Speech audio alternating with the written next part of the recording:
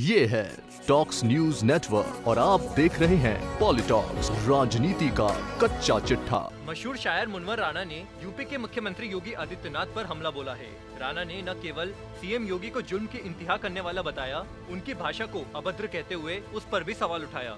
साथ ही प्रदेश की कानून व्यवस्था पर भी तंज कसा।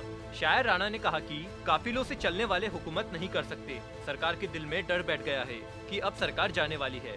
राणा ने कंगना रनौत मसले पर भी अपनी राय रखते हुए कहा कि मुल्क बंटवारे की ओर बढ़ रहा है। गौरतलब है कि राणा की बेटी सुमैया राणा पिछले 3 दिन से यूपी पुलिस की निगरानी में नजरबंद है। दरअसल यूपी पुलिस ने शायर मुनव्वर राणा की बेटी सुमैया को नजरबंद किया है।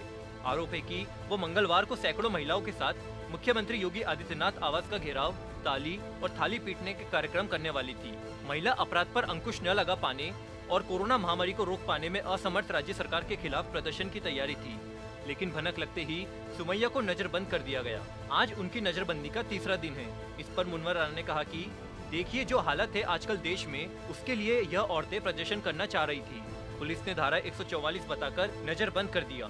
मुख्यमंत्री योगी के काफिले पर शायर मुनव्वर राणा ने कहा कि योगी जी का काफिला तो हमारे ख्याल से सबसे बड़ा काफिला है। इतना तो मैंने अपने जमाने में न मुलायम सिंह का देखा, न मायावती का, न ही अखिलेश का।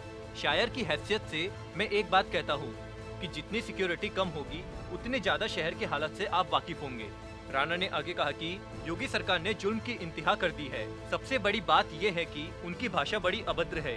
ठोक दो, पेल दो, मार दो, इन सब का मतलब क्या है? आगे शायर राणा ने कहा कि दरअसल जब आदमी के मन में डर बैठ जाता है तो वह चिड़िया मारने वाली बंदूक से भी डरने लगता है।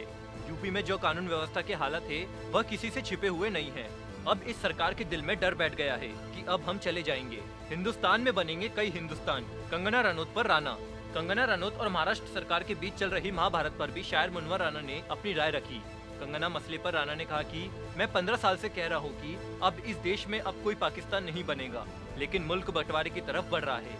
उन्होंने कहा कि इस हिंदुस्तान में कई हिंदुस्तान बनेंगे।